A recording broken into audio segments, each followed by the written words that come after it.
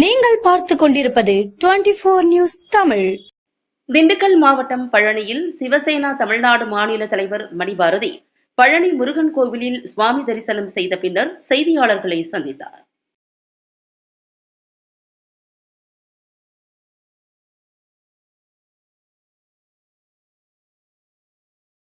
என் பேர் மணிபாரதி, சிவசேனா கட்சியினோட மாநில தலைவர் தமிழ்நாட்டுக்கு. எங்கள் தேசிய தலைவர் ஏக்நாத் ஷிண்டே அவர்களை ஒரு மாதத்துக்கு முன்னாடி சந்திச்சுட்டு வந்தேன். தமிழ்நாட்டில் சிவசேனா அடுத்த கட்டத்துக்கு கொண்டு போகிறதுக்கு அவரே நேரடியாக களத்துக்கு வரேன்னு சொல்லியிருக்கிறாரு. வரக்கூடிய கணபதி ஃபங்க்ஷன் செப்டம்பர் மாதம் வருது. அதுக்கு எங்கள் தேசிய தலைவர்கள் வராங்க.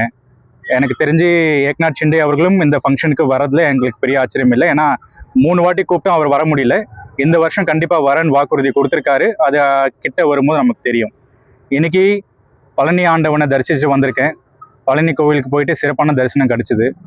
நான் ஒன்று தான் பார்த்தேன். 2023 இந்த பொதுப்பணித்துறைக்கு 3500 கோடி ஒதுக்கியிருக்கிறாங்க. நான் நினச்சேன் பழனிக்கு இப்போ வரும்போது பெரிய மாற்றங்கள் இருக்கும், அதாவது ஒரு இன்டர்நேஷ்னல் லெவலுக்கு கொண்டு வருவோம்னு சொல்லிட்டு தான் அந்த பட்ஜெட்டில் அப்போ இருந்த பட்ஜெட்டில் பிடிஆர் அவர்கள் அதை அனௌன்ஸ் பண்ணார். ஆனால் இங்கே பார்க்கும்போது எனக்கு தெரிஞ்சு ஏறக்குறைய ஒரு 450-400 கோடிக்கு கிட்ட தான் வேலை நடந்திருக்கு. அதுலேயும் அந்த ரோப் கார்க்கே பாதி செலவாயிருக்கும். மீதி மக்கள் இந்த வழித்தடத்தில் போகிறதுல நிழல் எதுவுமே இல்லை. மேலே பழனி ஆண்டவனை சுற்றி வர்றதுக்கும் நிழல் எதுவுமே இல்லை. வெறும் ஒரு தார் பாதையை மட்டும் அந்த ஷீட்டை மட்டும் போட்டுட்டு அதில் தண்ணி ஊற்றி மக்கள் நடக்க வைக்கிறாங்க. அதாவது 3500 கோடி ஃபண்டு ஒதுக்கிட்டு மக்களுக்கு இந்த மாதிரி வெயிலில் பழனி கோயிலை சுற்றி வரணும்னு என்ன அவசியம் இருக்குது?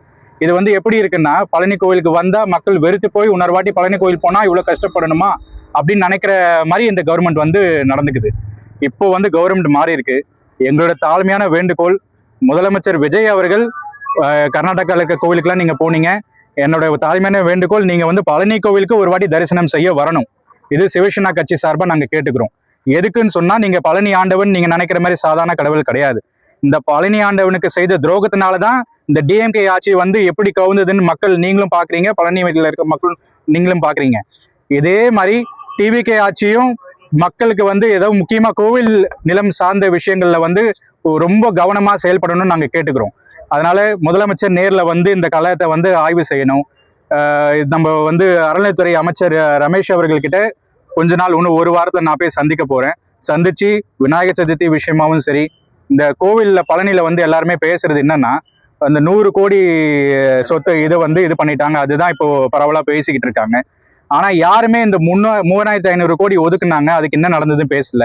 ரொம்ப முக்கியமா பழனி அடிவாரத்துல இருக்க அத்தனை மக்களையும் காலி செஞ்சுட்டு இங்க இன்டர்நேஷனல் லெவலுக்கு கொண்டு வருவோம்னு சொல்லிட்டு வாழ்வாதாரத்தை அழிச்சிட்டு 300 குடும்பம் பாதிக்கப்பட்டிருக்கு.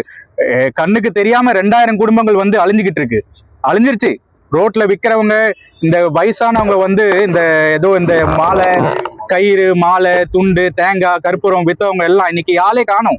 நான் பழனி கோவிலுக்கு வரும்போது நிறைய வயசானவங்க இங்க இருப்பாங்க. இப்போ அவங்களாம் யாருமே கிடையாது. இதனால என்ன நடக்குது? இதனால கவர்மெண்ட்டுக்கு என்ன கிடைச்சது? எனக்கு ஒண்ணுமே புரியல. அதனால இப்ப இருக்க தமிழ்நாடு அரசு இதுல பர்டிகுலரா பழனி கோவில்ல கவனம் செலுத்தணும் நான் தாழ்மையோட கேட்டுக்கிறேன். ஏன்னா பழனி கோவில் இன்டர்நேஷனல் லெவல்ல புகழ்பெற்ற கோவில். பழனி ஸ்தலமே ஒரு புகழ்பெற்ற ஸ்தலம். அரசியலுக்கு முதல் ஸ்தலமே பழனி தான். பழனி இவ்வளவு முக்கியமான ஸ்தலம்னு சொல்றீங்க. வரக்கூடிய விநாயகர் சதுர்த்திக்கு நீங்க என்ன சிறப்பா செய்றீங்க? தேசிய தலைமையில யாராவது வர்றதுக்கு வாய்ப்பு? வரக்கூடிய விநாயகர் சதுர்த்திக்கு நான் ஆல்ரெடி சொன்ன மாதிரி டெல்லியில் ஒரு மாதம் முன்னாடி எங்கள் மீட்டிங் நடந்தது. சிவசேனாவுடைய எல்லா மாநில தலைவர்களும் கலந்துக்கிட்டாங்க. அதில் நானும் கலந்துக்கிட்டேன். முக்கியமாக நான் சொன்னது விநாயகர் சதுர்த்தி பற்றி தான். ஏன்னா இது 27வது வருஷம் நாங்கள் கொண்டாட போகிறோம். மிக சிறப்பான ஃபங்க்ஷன். இதில் எங்களுக்கு ஆயுஷ் மினிஸ்டர் கலந்துக்கிற மாதிரி சொல்லியிருக்கிறாங்க. அப்படி இல்லைன்னு சொன்னால் நம்ம எங்களோட தேசிய தலைவர் ஏக்நாத் ஷிண்டே அவர்களே கலந்துப்பாங்க.